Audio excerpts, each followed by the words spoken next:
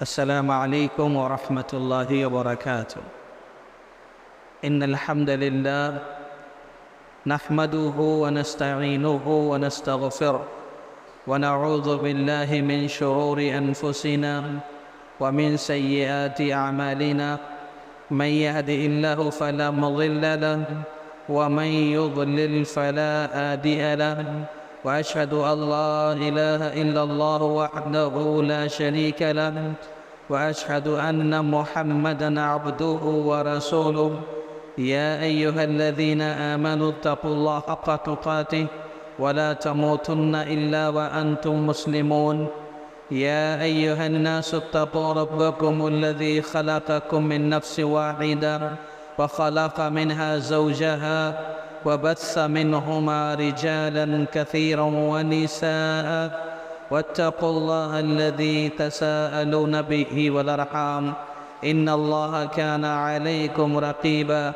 يا أيها الذين آمنوا اتقوا الله وقولوا قولا سديدا يصلح لكم أعمالكم ويغفر لكم ذنوبكم، ومن يطع الله ورسوله فقد فاز فوزا عظيما. أما بعد، فإن خير الحديث كتاب الله، وخير الهدي هدي محمد صلى الله عليه وسلم، وشر الأمور محدثاتها، وكل محدثة بدعة، وكل بدعة ضلالة، وكل ضلالة في النار. أعوذ بالله السميع العليم من الشيطان الرجيم من همزه ونفخه ونفثه. بسم الله الرحمن الرحيم. إن الذين يكتمون ما أنزلنا من البينات والهدى من بعد ما بيناه للناس في الكتاب أولئك يلعنهم الله ويلعنهم اللاعنون.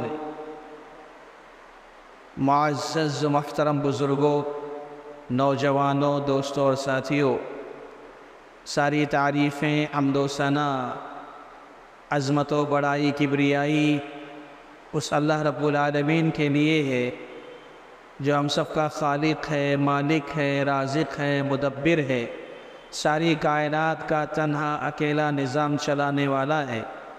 اس کے بعد بے شمار درود و سلام نازل ہو ہم سب کے آخری نبی احمد مجتبیٰ محمد مصطفیٰ صلی اللہ علیہ وسلم کی ذات گرامی پر، جن کی مختلف کوششوں کے نتیجے میں ہم تک دین اسلام پہنچا.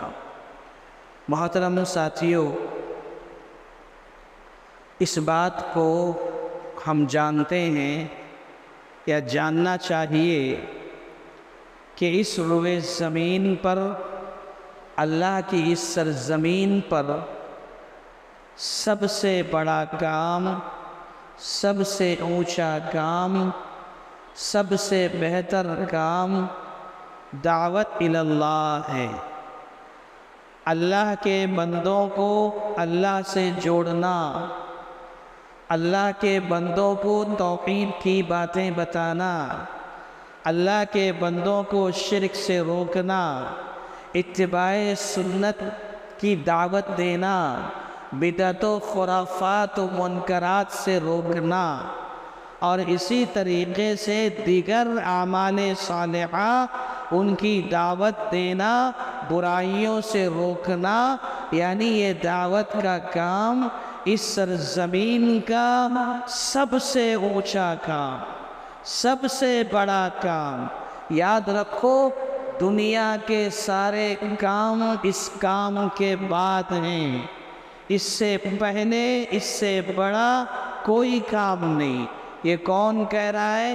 اللہ تبارک و تعالی کہہ رہا ہے، وَمَنْ أَحْسَنُ قَوْلًا مِّمَّنْ دَعَا إِلَى اللَّهِ وَعَمِلَ صَالِحًا وَقَالَ إِنَّنِي مِنَ الْمُسْلِمِينَ. اللہ نے فرمایا، اس شخص سے بڑھ کر بہتر بات کس کی ہو سکتی ہے جو اللہ کی طرف بلائے. یعنی اس سے بہتر بات کسی کی نہیں. سب سے بہتر، سب سے برتر، سب سے اعلیٰ، سب سے اونچا اگر کوئی کام اس سرزمین پر اللہ کے پاس ہے، اللہ کی نگاہ میں ہے، تو یہی دعوت کا کام ہے. آج یہ جو ہماری مجلس چھوٹی سی لگی ہے یہ بھی اسی دعوت کا ایک حصہ ہے. جو لوگ انتظامات کرتے ہیں وہ دعوت کا ایک جز ہے، اور اسی طریقے سے جو لوگ سنتے ہیں وہ بھی دعوت کا ایک جز ہے. یہاں تک کہ اگر کوئی اس میدان میں اس کام میں کسی کو ایک گلاس پانی بھی پلا دیتا ہے تو یہ سمجھ کر چلنا کہ یہ دعوت کے اندر شامل ہے. دعوت کا کام، تبلیغ کا کام اس روئے زمین کا سب سے اونچا کام ہے.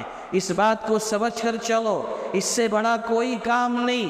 وَمَنْ أَحْسَنُ قَوْلًا مِّمَّنْ دَعَا إِلَى اللَّهِ. اور میرے بھائیوں، یہ کام جب اتنا عظیم ہے، یہ کام جب اتنا بڑا ہے، یہ کام جب اتنا اہم ہے تو ظاہر بات ہے اس کام کو کرنے کے لیے آگے بڑھنا چاہیے، جدوجہد کرنا چاہیے، کوششیں کرنا چاہیے.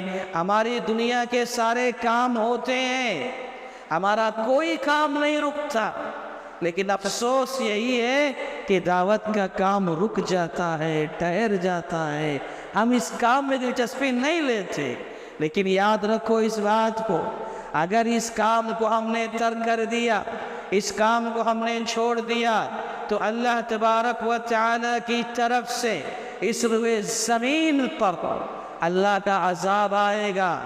ایسے بہت ساری سزائیں دی جائیں گی جس کا ہمیں اندازہ نہیں ہے. آج میں آپ کے سامنے وہی بتانے جا رہا ہوں کہ دعوت کا کام چھوڑنے کی وجہ سے، دعوت کا کام ترک کرنے کی وجہ سے بڑی بڑی مصیبتیں آتی ہیں، بڑے بڑے نقصانات ہوتے ہیں. اس کو ہمیں سمجھنا ہے.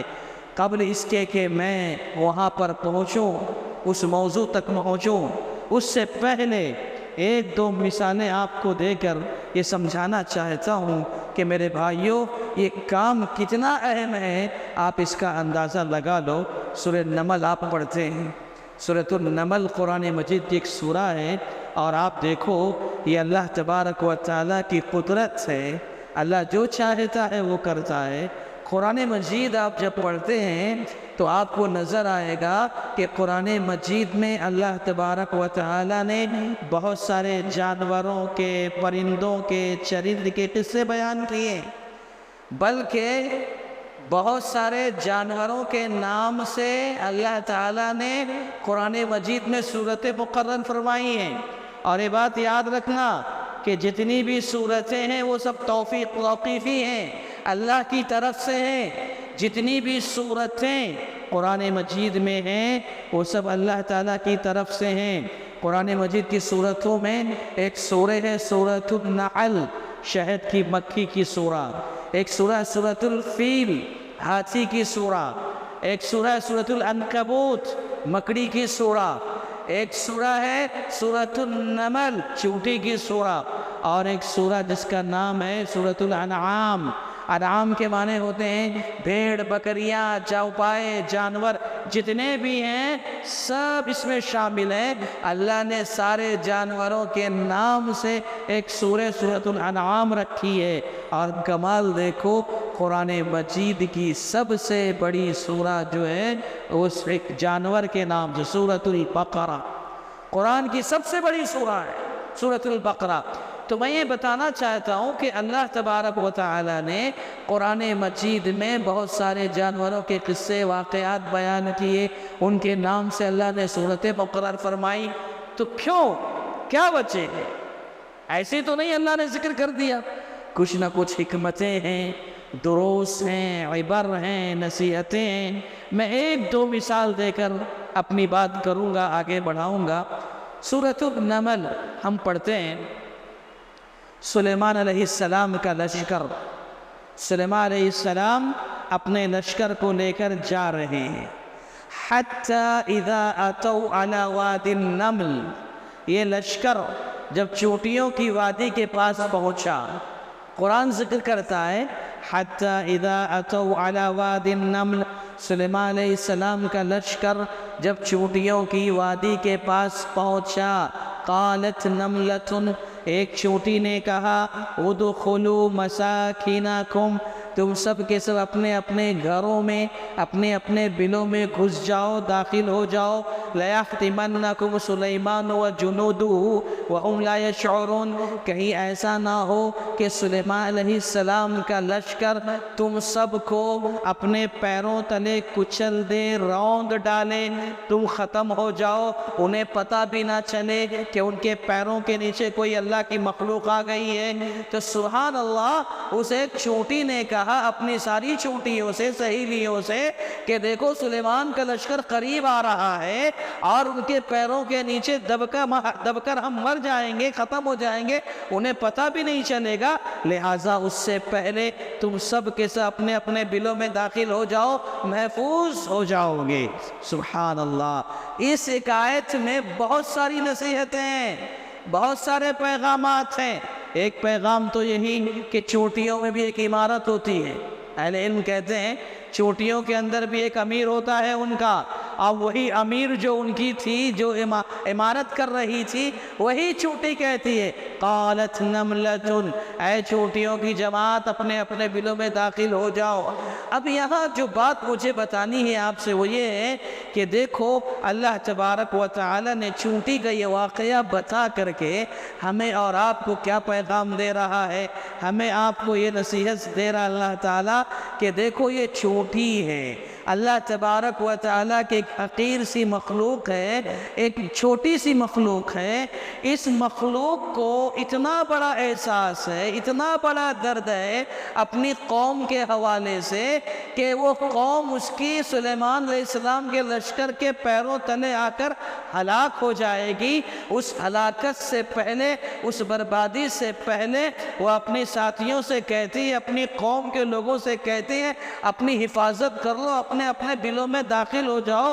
یہ تو چھوٹی ہے، ایک چھوٹی سی مخلوق اللہ تعالیٰ کی، یہ اپنی قوم کو ہلاکت سے، بربادی سے بچانے کی کتنی فکر کر رہی ہے۔ تو اللہ تعالیٰ یہ واقعہ بتانا چاہتے ہیں، اے مسلمانوں تم تو اشرف المخلوقات ہو، تم کو تو اللہ نے پیدا ہی اسی لیے کیا ہے کہ لوگوں کو ہلاکت سے بچاؤ، تم لوگوں کو جہنم سے بچاؤ۔ کنتم خیر امہ، اللہ نے کہا تم بہترین امت ہو، تمہاری تو ذمہ داری یہی ہے، نہیں کرتے تم، خیر امت ہو لیکن دین کی تبلیغ کا کام، دعوت کا کام نہیں کرتے، تمہاری دنیا کی مشغولیات، مصروفیات اس قدر تمہیں آپس میں گھیرے ہوئے ہیں کہ تم اللہ کے دین کا کام بھی نہیں کر پاتے ہو۔ سبق حاصل کرو چونٹی سے کہ چونٹی اپنی سہیلیوں کو، اپنی قوم کو بچانے کی فکر میں تڑپ رہی ہے، اس کے دل میں کسک ہے، فکر مند ہے، تو اس سے تو تم ذرا سبق حاصل کر لو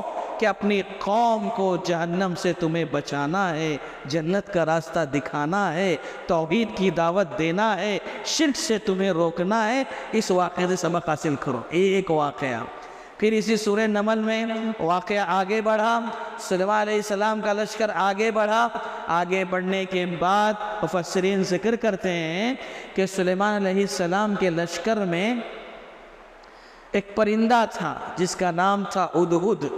اس پرندے کی ایک خصوصیت تھی کہ زمین کے اندر کہاں کتنا پانی ہے، کتنی مقدار میں ہے، وہ ہدہد پرندہ پتہ لگا لیتا تھا، اسے سمجھ میں آ جاتا تھا، اس کے پاس یہ صلاحیت اللہ نے دے رکھی تھی۔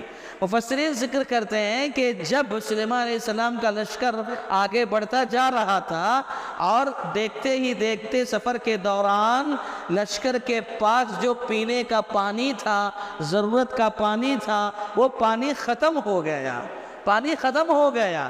تو سلیمان علیہ السلام کو یاد آیا کہ ہدہد پرندہ وہ پتہ لگا لے گا پانی کا کہاں ہے، کس جگہ پانی ملے گا۔ تو تلاش کیا سلیمان علیہ السلام نے ہدہد کو، ہدہد نظر نہیں آیا، سخت غصے میں آئے، کہا ما لی لا ارى الہدہد، کہاں ہے بھائی ہدہد نظر نہیں آ رہا ہے۔ تو فوراً غصے میں آ کر انہوں نے کہا، وہ غائب تھا، کہا لَأُعَذِّبَنَّهُ عَذَابًا شَدِيدًا أَوْ لَأَذْبَحَنَّهُ، اب وہ آئے گا تو اسے سخت سے سخت سزا دوں گا یا اسے ذبح کر دوں گا۔ کہا فَمَكَثَ غَيْرَ بَعِيدٍ، اب یہاں سنیے، فَمَكَثَ غَيْرَ بَعِيدٍ، ابھی تھوڑی دیر گزری تھی کہ ہدہد پرندہ آیا اور سلیمان علیہ السلام کے پاس آ کر کہتا ہے، اے سلیمان میں یہاں سے اڑتا اڑتا ایک ملک چلا گیا، ایک شہر چلا گیا، ایک ایسے شہر میں پہنچا اور وہاں سے ایک ایسی خبر لے کر آیا ہوں جس کا تمہیں بھی علم نہیں ہے۔ وہ خبر کیا ہے؟ ہدہد پرندہ کہتا ہے میں وہاں سے جو نیوز لے کر آیا ہوں، جو خبر لے کر آیا ہوں، بڑی عجیب ہے۔ وہ کیا ہے؟ کہتا ہے میں نے دیکھا وہاں پر اس علاقے میں، اس شہر میں، اس ملک میں ایک عورت ہے جو حکومت کر رہی ہے۔ یعنی ہدہد پرندہ بھی یہ بات جانتا ہے کہ عورت حاکم نہیں ہو سکتی ہے، عورت کا کام حکومت کرنا نہیں ہے، ہدہد پرندے کو بھی یہ پتا ہے۔ تو بہرحال ہدہد پرندہ کہتا ہے میں ایک ایسی جگہ سے آیا ہوں جہاں پر میں نے ایک عجیب چیز یہ دیکھی ہے کہ ایک عورت حکمراں بن کر بیٹھی ہے، حکومت کر رہی ہے۔ اس کے بعد کہتا ہے اے سلیمان میں نے اس سے بھی عجیب چیز ایک دیکھی ہے۔ وہ کیا؟ کہا وَجَدْتُهَا وَقَوْمَهَا يَسْجُدُونَ لِلشَّمْسِ مِن دُونِ اللَّهِ، میں نے ایک عجیب چیز یہ دیکھی کہ وہ عورت اور اس کی قوم کے لوگ سب ایک اللہ کو چھوڑ کر سورج کو سجدہ کر رہے ہیں، ایک اللہ کی عبادت کو چھوڑ کر سورج کی پرستش کر رہے ہیں۔ اے سلیمان یہ بات بڑی عجیب لگی ہمیں، شرک ہو رہا ہے وہاں، کفر ہو رہا ہے وہاں، اللہ کی شان میں گستاخی ہو رہی ہے وہاں۔ اللہ سلیمان علیہ السلام نبی تھے، کہا اچھا ایسی بات ہے، فوراً خط لکھا، لیٹر لکھا ملکہ سبا کے نام۔ آپ سارا واقعہ جانتے ہیں، ہوا کیا آخر میں؟ ملکہ سبا اپنی پوری قوم کے ساتھ مشرب اسلام ہو کر، اسلام قبول کر کے سلیمان علیہ السلام کے پاس وہ آ کر حاضری دیتی ہے۔ میرے بھائی بتاؤ ذرا، وہ ملکہ سبا کا اسلام قبول کرنا، پوری قوم کا اسلام میں داخل ہونا، اس کے پیچھے سبب کون بنا؟ ہدہد پرندہ بنا۔ اللہ اکبر۔ تو ایک بات یاد رکھو، دین کی خدمت، دین کا کام، دعوت و تبلیغ کا کام ایسا ہے، اللہ ہمارا آپ کا محتاج نہیں،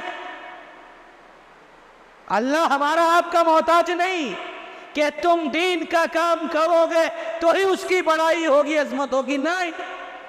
اللہ اپنے دین کا کام کسی سے بھی لے سکتا ہے۔ ہدہد پرندے سے اللہ نے لے لیا دین کا کام، کسی سے بھی لے سکتا ہے۔ ضرورت ہماری آپ کی ہے کہ ہم دین کا کام کر کے، دعوت کا کام کر کے اللہ کو راضی کر لے جائیں، اللہ کو خوش کر لے جائیں، اپنی آخرت کو سنوار لیں، اپنی آخرت کو بنا لیں۔ محتاج ہم ہیں، ضرورت ہماری ہے۔ ہدہد پرندہ سبحان اللہ سبب بن گیا قبول اسلام کا۔ دیکھو کتنی بڑی بات ہے یہ۔ تو قرآن مجید میں آپ کو ایسے بہت سارے واقعات، بہت سارے قصے نظر آئیں گے جس سے آپ کو پتہ چلے گا کہ دعوت کا کام، دین کا کام کتنا اہم ہے، کتنا بڑا ہے میرے بھائی۔ یا تو چوٹی کی طرح خود آگے بڑھ کر کے کام کرو، محنت کرو، جدوجہد کرو۔ والذین جاہدوا، جو کوششیں کریں گے، جدوجہد کریں گے، اللہ کہتا ہے لنہدینہم سبلنا، ہم اس کے لیے راستے کھولتے رہیں گے، راستے کھولتے رہیں گے، اللہ تعالیٰ نے فرمایا۔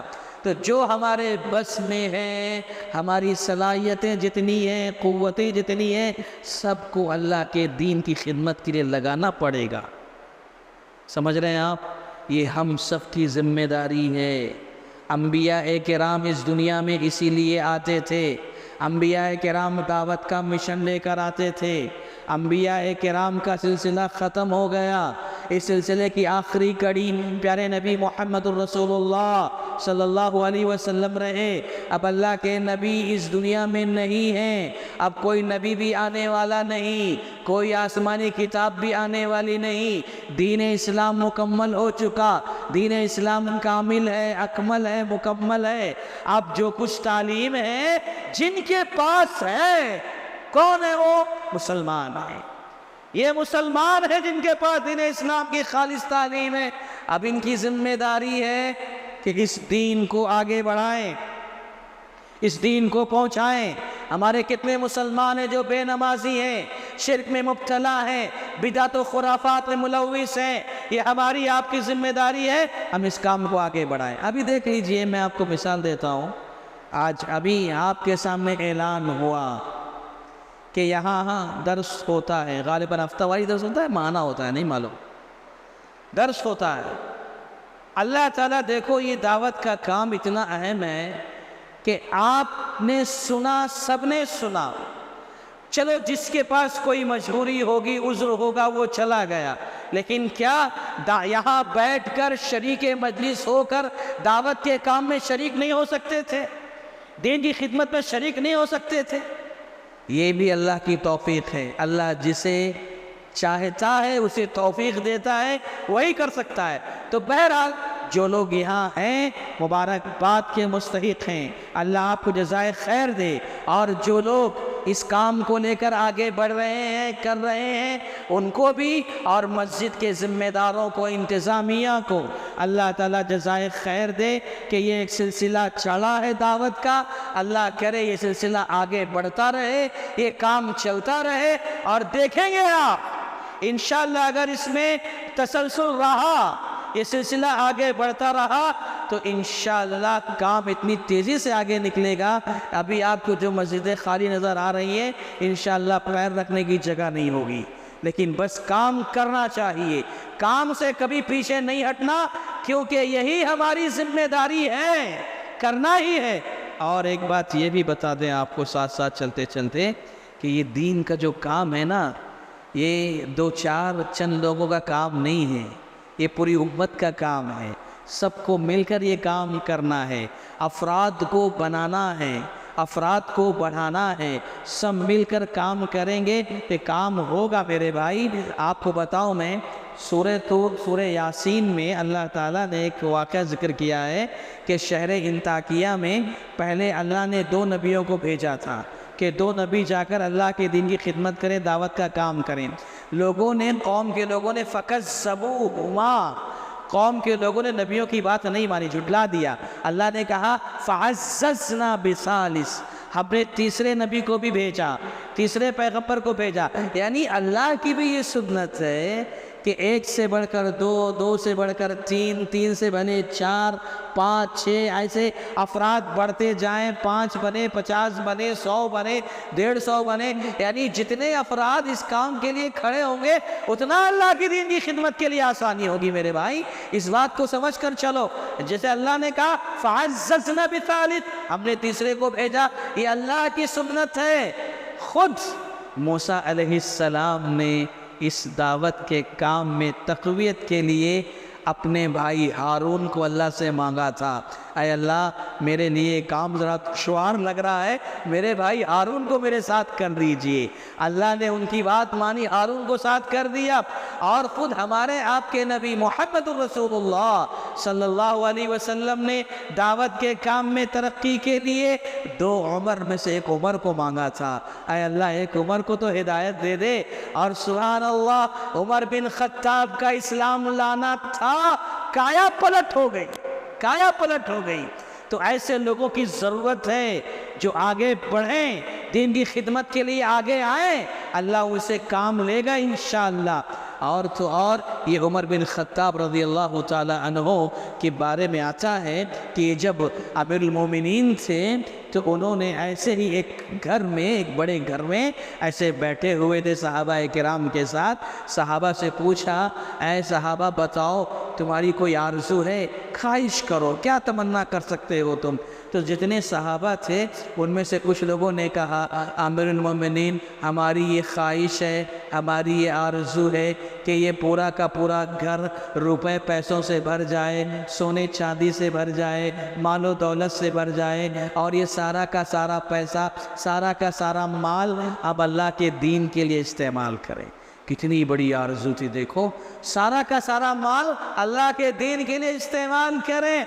پھر اس کے بعد صحابہ نے پوچھا امیر المومنین آپ کی کیا آرزو ہے، آپ کی کیا تمنا ہے؟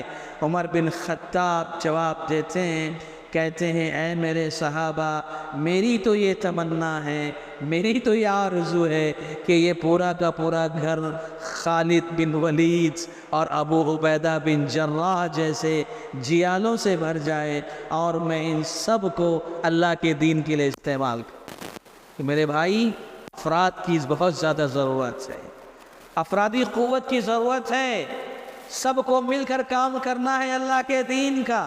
بہرکیف اللہ ہمیں اس بات کی توفیق عطا فرمائے۔ باتیں بہت ہیں، لیکن میرا جو موضوع ہے اصل میں یہ بھی اسی سے جڑا ہوا ہے، اسی لیے میں اتنی ساری بات رکھی۔ لیکن آئیے اس نقطے کی طرف بھی چلتے ہیں کہ اگر ہم نے دعوت کا کام نہیں کیا، ہم اپنے آپ میں رہ گئے، اپنی زندگی بنانے سنوارنے میں رہ گئے، اللہ کے دین کی خدمت میں حصہ نہیں لیا، دعوت کا کام نہیں کیا، تو جانتے ہیں کیا ہوگا؟ بہت بڑا نقصان ہوگا، بہت بڑا نقصان ہوگا، اور ہو رہا ہے۔ میں ابھی انشاءاللہ آپ کو گناؤں گا، بتاؤں گا۔ بہت بڑا نقصان ہو رہا ہے اس وقت دنیا میں، اور اس کی بنیادی وجہ، بہت ساری وجوہات ہو سکتی ہیں، اس کی بنیادی وجوہات میں ایک وجہ یہ ترک دعوت ہے، دعوت کا چھوڑ دینا ہے، جس کی وجہ سے بڑی مصیبتیں آ رہی ہیں۔ میں آپ کو ایک مثال دیتا ہوں۔ یونس علیہ السلام کو جانتے ہیں نا آپ؟ سورہ یونس علیہ السلام کے نام سے پوری ایک سورہ اللہ نے نازل کی ہے۔ یونس علیہ السلام کو اللہ تبارک و تعالی نے ایک بستی میں، ایک علاقے میں بھیجا تھا کہ یہاں جا کر میرے بندوں کو میرا پیغام سناؤ۔ یونس علیہ السلام اس بستی میں کام کر رہے ہیں، دعوت دے رہے ہیں، اللہ کا تعارف کرا رہے ہیں، قوم کو سمجھا رہے ہیں، لیکن قوم ماننے کے لیے تیار نہیں ہو رہی ہے، قوم سننے کے لیے تیار نہیں ہے، انکار پہ انکار، انکار پہ انکار کرتی چلی جا رہی ہے۔ یونس علیہ السلام نے بہت سمجھایا، یہاں تک کہ جب مایوس ہو گئے، اللہ سے شکوہ کر لیا، اللہ یہ قوم سن نہیں رہی ہے، یہ قوم ماننے کے لیے تیار نہیں ہے، تو اللہ تبارک و تعالی نے یونس علیہ السلام سے کہا کہ ٹھیک ہے، تم اپنی بستی والوں کو یہ میسج دے دو کہ بس اب اللہ کا عذاب آنے والا ہے، تم نے بات نہیں مانی، اللہ کا عذاب آئے گا، اللہ کا عذاب آئے گا تو کیسا آئے گا اس کی نشانی بھی بتا دینا یونس۔ کیا عذاب آئے گا؟ عذاب ایسا آئے گا کہ آسمان پر ایک بادل سایہ کرے گا، ایک بدلی چھائے گی، ایک بدلی چھائے گی، اور سمجھ جانا پھر کہ وہی اللہ کا عذاب ہے۔ یہ نہیں سمجھنا کہ بدلی چھائی ہے تو آسمان سے بارش نازل ہوگی، نہیں، وہ اللہ کا عذاب ہوگا۔ یہ میسج ملا یونس علیہ السلام کو، اور یونس علیہ السلام نے اپنی قوم کے سامنے یہ بات رکھ دی کہ دیکھو ایسا ایسا ہوگا۔ اتنا کہا یونس علیہ السلام نے، اور پھر وہاں سے چلے گئے۔ یونس علیہ السلام وہاں سے چلے گئے، اور جانا بھی تھا، اللہ کی طرف سے ان کو اجازت ملتی کہ یونس اب ہم عذاب بھیج رہے ہیں، اور جہاں عذاب آئے گا وہاں آپ کو رہنا نہیں ہے، نکل جانا ہے وہاں سے، لیکن ابھی اللہ کا حکم نہیں آیا۔ سوچو، آپ یہاں غور کرو، یونس علیہ السلام اللہ کے پیغمبر ہیں، نبی ہیں، دعوت کا کام کیا ہے، سب کچھ سنا دیا قوم کو، اللہ کے عذاب کی دھمکی بھی دے دی ہے، بس صرف اتنا ہوا، اتنی لغزش ہو گئی یونس علیہ السلام سے۔ اللہ تعالیٰ دیکھیے، اللہ نے ابھی نہیں کہا کہ یونس تم کو یہاں سے جانا ہے، اللہ کی اجازت کے بغیر یونس علیہ السلام وہاں سے نکل پڑے۔ بعد میں کیا ہوا آپ جانتے ہیں، بعد میں کیا ہوا؟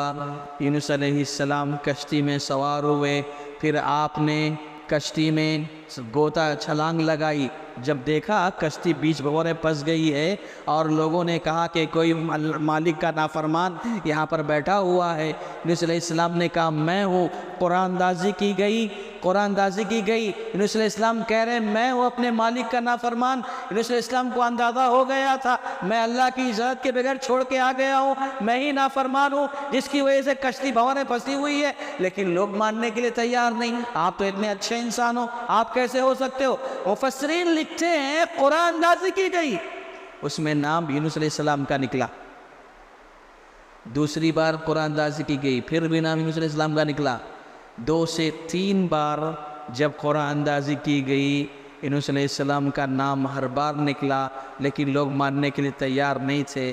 آخر کار یونس علیہ السلام نے دیکھا کہ یہ لوگ نہیں سنیں گے، خود اپنے آپ چھلانگ لگا دی سمندر میں۔ اللہ کی طرف سے پورا نظام طے تھا، پورا پلان تھا اللہ کی طرف سے۔ جیسے انہوں نے چھلانگ لگائی، مچھلی منہ کھولے کھڑے ہوئی، سیدھا مچھلی کے شکم میں یونس علیہ السلام چلے گئے۔ کیا ہے یہ؟ اللہ کی طرف سے، اللہ اکبر، ایک نقصان ہوا، ایک سزا تھی اللہ کی طرف سے کہ اللہ کی اجازت کے بغیر یونس علیہ السلام مچھلی کے شکم میں چلے گئے۔ جانتے ہیں آپ مچھلی کا گھر کانٹوں کا گھر ہے، نہ کھانا پینا ہے وہاں، بھوک پیاس کی شدت، اللہ اکبر۔ اور کہاں ہے؟ مچھلی کے پیٹ کی تاریکی، سمندر کی تاریکی، اور رات ہو جائے تو رات کی تاریکی، تین اندھیروں میں زندگی گزار رہے تھے یونس علیہ السلام۔ وہاں جانے کے بعد انہیں اپنی غلطی کا احساس ہو گیا، کہتے ہیں لا الہ الا انت سبحانک انی کنت من الظالمین۔ دعا کرتے رہے، سبحان اللہ، اللہ نے ان کی دعا کو قبول فرمایا۔ اور سورہ صافات میں اللہ نے کہا فلولا انہ کان من المسبحین للبث فی بطنہ الی یوم یبعثون۔ اگر یہ یونس علیہ السلام مچھلی کے شکم میں ہماری تسبیح بیان نہ کرتے، ہم قیامت کی صبح تک ان کو مچھلی کے پیٹ ہی میں رکھتے۔ واہ، یہ نقصان ہوتا ہے۔ آپ سوچو، یہ نبی ہیں جنہوں نے کام کیا ہے، محنت کی ہے، تھوڑا سا معاملہ ہوا کہ بس اللہ کی اجازت کے بغیر چلے گئے، ان کو سزا کے طور پر اللہ نے مچھلی کے شکم میں ڈال دی، مچھلی کے پیٹ میں داخل کر دیا۔ اللہ اکبر۔ اور کیا کہا؟ اگر یہ توبہ نہ کرتے، ہم قیامت کے دن تک مچھلی کے پیٹ میں رکھتے۔ اللہ اکبر۔ اللہ کے پاس سے جو سزا ملے گی دعوت چھوڑنے کی وجہ سے، ایسی سزا ہے۔ دنیا میں اگر عمر قید کی سزا ملتی ہے 14 سال، 14 سال کے بعد ہو سکتا ہے اخلاق و کردار دیکھ کر آپ کو رہائی مل جائے، لیکن اللہ کے پاس کیسی سزا؟ یہ دنیا کا جیل خانہ، یہاں تو رات دن سمجھ میں آئے گا، کھانا پانی بھی ملے گا، لیکن اللہ کی سزا ایسی کہ مچھلی کے پیٹ میں، وہاں نہ دن کا پتہ، نہ رات کا پتہ، نہ کھانا نہ پانی، کانٹوں کا گھر، ایسی سزا کہ قیامت کے دن تک ہم وہی رکھتے اگر یہ توبہ نہ کرتے۔ دعوت چھوڑنے کا نقصان کیا ہوتا ہے؟ اس سے پتہ چلتا ہے میرے بھائی، تو یہ بہت بڑا جرم ہے دعوت کا کام چھوڑنا۔ اس لیے اللہ تعالیٰ سے توفیق مانگو، اللہ سے دعا کرو کہ اللہ ہمیں اس کام کی توفیق عطا فرما۔ اسی طریقے سے آئیے میں آپ کو بتاؤں کہ دعوت کا کام چھوڑنے کی وجہ سے کیا کیا نقصانات ہوتے ہیں۔ ایک تو میں نے یہ بتایا انبیاء کا معاملہ رہا۔ آئیے اور آگے بڑھتے ہیں۔ اللہ تبارک و تعالیٰ نے بنی اسرائیل کے حوالے سے، قوم یہود کے حوالے سے ایک بات کہی ہے۔ اللہ نے کہا ان الذین یکتمون ما انزلنا من البینات والہدی من بعد ما بیناہ للناس فی الکتاب اولئک یلعنہم اللہ ویلعنہم اللاعنون، کہ جو لوگ چھپاتے ہیں، کتمان کرتے ہیں، یعنی اللہ کی طرف سے واضح تعلیمات، ہدایات دنیا والوں کے لیے آ گئی، لوگوں کے لیے آ گئی، اب اسے دنیا والوں کو بتانا ہے، دنیا والوں کو اللہ کا پیغام سنانا ہے۔ لوگ کیا کر رہے ہیں؟ چھپا رہے ہیں، کتمان کر رہے ہیں، نہیں بتا رہے۔ تو کیا کہا؟ اولئک یلعنہم اللہ، ان پر اللہ کی لعنت، اللہ کی لعنت ہے ان پر۔ وَلَعَنُهُمُ اللَّاعِنُونَ، اور جتنے لعنت ملامت کرنے والے ہیں سب کی لعنت۔ اللہ، سب سے ایک نقصان کیا ہوگا؟ اللہ کی لعنت کے مستحق بنیں گے۔ جو لوگ دعوت کا کام نہیں کریں گے وہ اللہ کی لعنت کے مستحق بنیں گے۔ یعنی دعوت کا چھوڑنا اللہ کی لعنت کو دعوت دینا ہے۔ یہ لعنت اللہ کا انعام ہے، عذاب ہے، یہ اللہ کا ایک عذاب ہے۔ اور آگے دیکھیے وَيَلْعَنُهُمُ اللَّاعِنُونَ، جتنے لعنت کرنے والے ہیں سب کی لعنت۔ کیا مطلب اس کا؟ اس کو اس حدیث سے سمجھیے کہ پیارے نبی محمد الرسول اللہ صلی اللہ علیہ وسلم نے ارشاد فرمایا ان اللہ وملائکتہ وعلی السماوات والارضین حتی النمل فی جعرها والحوت ليصلون على معلم الناس الخير، کہ اللہ تعالی، اللہ کے فرشتے، آسمان کی ساری مخلوق، زمین کی ساری مخلوق، چونٹیاں اپنی بلوں میں، مچھلیاں پانیوں میں، یہ سب کے سب دعائیں کرتی ہیں، خیر کی دعائیں کرتی۔ کس کے لیے؟ جو خیر کی تعلیم دیتے ہیں، جو دعوت کا کام کرتے ہیں، ان کے لیے دعائیں کرتے ہیں۔ اللہ درود بھیجتا ہے۔ اللہ کے درود کا مطلب الگ ہوتا ہے، یعنی اللہ درود بھیجتا ہے، اس کا مطلب یہ ہے اللہ اپنے بندوں کی عزت کرتا ہے، اللہ رحمت نازل کرتا ہے، اللہ برکت نازل فرماتا ہے، اللہ تزکیہ کرتا ہے۔ یہ سارے مطالب ہیں اللہ جب درود بھیجتا ہے۔ تو اس حدیث میں اللہ بھی درود بھیجتا ہے ان لوگوں پر جو دعوت کا کام کرتے ہیں، فرشتے بھی درود بھیجتے ہیں ان لوگوں پر جو دعوت کا کام کرتے ہیں۔ اور فرشتوں کا درود کیا ہے؟ فرشتے دعا کرتے ہیں، اللہ اس بندے کو بخش دے، اللہ اس پر رحم کر، اللہ اس کو بخش دے، اللہ اس پر رحم کر۔ یہ دعوت کا کام کر رہا ہے، فرشتے دعا کرتے ہیں۔ آسمان کی ساری مخلوق، زمین کی ساری مخلوق، چونٹیاں، مچھلیاں، سب دعا کرتے ہیں، اللہ مغفرت کی دعائیں کرتے ہیں۔ تو جب دعوت کا کام ہوگا تو دعائیں کریں گے، اور جب دعوت کا کام چھوڑ دیں گے تو یہی سارے لوگ کیا کریں گے؟ لعنت بھیجیں گے، لعنت بھیجیں گے۔ اللہ لعنت بھیجے گا، فرشتے لعنت بھیجیں گے، آسمان کی ساری مخلوق، زمین کی ساری مخلوقات سب لعنت بھیجیں گے دعوت کا کام چھوڑنے کی وجہ سے۔ تو سمجھ میں آنا چاہیے کتنا سنگین جرم ہے یہ۔ اسی طریقے سے اور آگے بڑھیں، آپ دیکھو دنیا میں زندگی گزارنے کی دو حالتیں ہوتی ہیں۔ کوئی بھی قوم دنیا میں زندگی گزارتی ہے تو ایک حالت عزت کی ہوتی ہے، دوسری حالت ذلت کی ہوتی ہے۔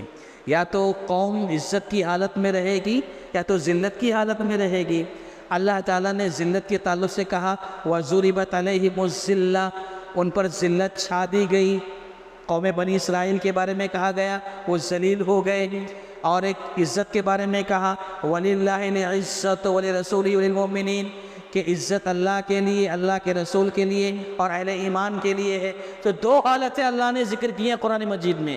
کوئی بھی قوم یا تو عزت کی حالت میں رہے گی یا تو ذلت کی حالت میں رہے گی۔ اب اللہ اگر کسی قوم کو ذلیل کر دے، ذلت کی زندگی پر مجبور کر دے، تو یہ اللہ کا انعام ہوگا، عذاب ہوگا؟ عذاب ہوگا، نقصان ہے۔ اور ظاہر بات ہے جب یہ عذاب ہوگا تو عزت کی زندگی اللہ دے گا تو انعام ہوگا۔ اب آپ بتائیں اس وقت آپ بتائیں کہ اس وقت ہم مسلمان جن حالات سے گزر رہے ہیں، یا ہماری جو زندگی ہے جن صورتحال سے ہم گزر رہے ہیں، اور ہمارے جو حالات ہیں وہ کون سے؟ عزت کے ہیں، ذلت کے ہیں؟ کیا ہماری عزت ہے؟ ہم عزت سے نہیں گزار رہے؟ ہر طرف ظلم ہے، ستم ہے، مارا جانا، کاٹا جانا، الزامات کی بوچھار ہے، ہر طرف یہی ہو رہا ہے۔ ہمارے حقوق پامال، ہمارے حقوق کو رسوا کیا جا رہا ہے، ہمارا جو بھی ہے سب ختم کیا جا رہا ہے۔ یہ کس وجہ سے جانتے ہیں؟ دعوت کا کام چھوڑنے کی وجہ سے ہے۔ یعنی اللہ ذلیل کر دے گا، عزت ختم ہو جائے گی۔ جبکہ اللہ نے کہا وَأَنْتُمُ الْأَعْلَوْنَ إِن كُنتُم مُؤْمِنِينَ، تم ہی سربلند رہو گے، تمہاری ہی سنی جائے گی، تمہارا ہی وقار ہوگا، تمہاری ہی عزت ہوگی، شرط یہ ہے کہ مومن بن کر رہو۔ تو میرے بھائی خلاصہ یہ ہے کہ اگر ہم نے دعوت کا کام نہیں کیا تو ذلت کی زندگی گزارنی پڑے گی۔ اور اس وقت پورے ملک میں مسلمان خصوصاً جن حالات سے گزر رہے ہیں وہ یہی حالات ہیں، ذلت کے حالات ہیں۔ اور میرے بھائی ایک بات اور بتا دوں میں، بہت عجیب و غریب بات ہے یہ، ایک بات یاد رکھنا، اور یہ بڑی خطرناک بات ہے کہ اگر ہم نے دعوت کا کام نہیں کیا، دعوت کا کام مسلمانوں میں بھی ہوتا ہے، مسلمانوں میں بھی کرنا ہے ہمیں دعوت کا کام، اس کے ساتھ ساتھ ہمارے جو برادران وطن ہیں، غیر مسلم بھائی ہیں، انہیں بھی دعوت اسلام موقع بموقع پیش کرنا چاہیے۔ یاد رکھو اگر یہ دعوت کا کام یہ چھوڑ دو گے تو جانتے ہی کیا ہوگا. آج یہ جو ہماری مسجد ہے نا جس میں ہم سکون سے نماز پڑھتے ہیں 5 وقت، اللہ حفاظت کرے. بعید نہیں ہے، مشکل نہیں ہے. اگر دعوت کا کام چھوٹا تو اس مسجد میں، ہماری مسجدوں میں جہاں اللہ کی عبادت ہو رہی ہے، یہاں بت پرستی بھی ہو سکتی، بتوں کی پوجا ہونے لگے گی، مسجدوں کو مندروں میں تبدیل کیا جائے گا، مسجدیں بت قدوں میں تبدیل ہو جائیں گے. کوئی بعید نہیں، کوئی بعید نہیں. اور میں آپ کو اس کی مثال دیتا ہوں. دنیا کی سب سے بڑی مسجد جامع مسجد قرطبہ، جانتے ہیں نا آپ؟ اتنی بڑی مسجد کوئی نہیں دنیا میں. جامع مسجد قرطبہ اندلس کی، آج وہ عیسائیوں کے قبضے میں چرچ بنا ہوا ہے. جہاں کبھی سجدے ہوتے تھے، جہاں کبھی اللہ کی عبادتیں ہوتی تھیں، آج وہ چرچ بنا ہوا ہے. اور سمجھ میں آنے کے لیے مثال دیتا ہوں میں آپ کو. وہ اللہ کا گھر خانہ کعبہ جس پر محنت کی ابراہیم علیہ السلام نے، اسماعیل علیہ السلام نے اللہ کا گھر بنایا، دعوت کا کام چلتا رہا، انبیاء آتے رہے، تو میرے بھائی وہاں اللہ کی عبادت ہوتی رہی خانہ کعبہ میں. لیکن جب یہ دعوت کا سلسلہ رکا، دعوت کا کام رکا، اسی خانہ کعبہ میں نبی صلی اللہ علیہ وسلم کی بعثت جب ہوئی تو 360 بتوں کی پرستش ہوتی تھی خانہ کعبہ. جب اللہ کا گھر بیت اللہ خانہ کعبہ محفوظ نہیں رہ سکا تو دنیا کی کون سی مسجد محفوظ رہے گی میرے بھائی؟ بولو آپ. یہ نقصان ہے دعوت نہ کرنے کا. پیارے نبی محمد الرسول اللہ صلی اللہ علیہ وسلم کی بعثت ہوئی 23 سال تک آپ نے محنت کی مکے میں، پھر 10 سال مدینے میں، 13 سال مکے میں، 10 سال مدینے میں، مکمل 23 سال کی محنت کے بعد، جد و جہد کے بعد، نہ جانے کتنے صحابہ کی جانیں گئی، نہ جانے کتنی قربانیاں دینی پڑی. اس کے بعد جا کر کے 23 سال کی مدت کے بعد اللہ کے نبی محمد الرسول اللہ صلی اللہ علیہ وسلم مکے میں داخل ہو رہے ہیں، خانہ کعبہ میں داخل ہو رہے ہیں، اور اپنے ہاتھوں سے 360 بت جو رکھے ہوئے تھے اسے گراتے جا رہے ہیں اور پڑھتے جا رہے ہیں. وَجَاءَ الْحَقُّ وَزَهَقَ الْبَاطِلُ وَجَاءَ الْحَقُّ وَزَهَقَ الْبَاطِلُ إِنَّ الْبَاطِلَ كَانَ زَهُوقًا. 360 بتوں کو گرایا نبی صلی اللہ علیہ وسلم 23 سال کی محنت کے بعد. تو یاد رکھو، دعوت کا کام کرو گے تو خیر ہوگا، خیریت ہے اس میں، ہماری بھی آپ کی، پوری انسانیت کی خیریت ہے. اگر دعوت کا کام نہیں کرو گے، دوسرے لفظوں میں شرک کا خاتمہ کرنے کی کوشش نہیں کرو گے میرے بھائی، یاد رکھو اللہ تعالیٰ کو سب سے زیادہ جو ناپسند ہے نا وہ شرک ہے. دنیا کے جو دوسرے چھوٹے گناہ ہیں اللہ اسے معاف کر دے گا، اللہ اسے معاف کر دے گا انشاءاللہ اپنی رحمت سے، لیکن شرک کبھی نہیں، کبھی نہیں. ان اللہ لا یغفر ان یشرک بہ، اللہ کے ساتھ شرک کیا جائے یہ اللہ کبھی معاف نہیں کرے گا، کبھی نہیں. وَيَغْفِرُ مَا دُونَ ذَلِكَ لِمَن يَشَاءُ. ہاں چھوٹے چھوٹے جو گناہ ہیں اللہ چاہے تو معاف بھی کر دے گا اپنی رحمت سے، لیکن شرک اللہ معاف نہیں کرے گا.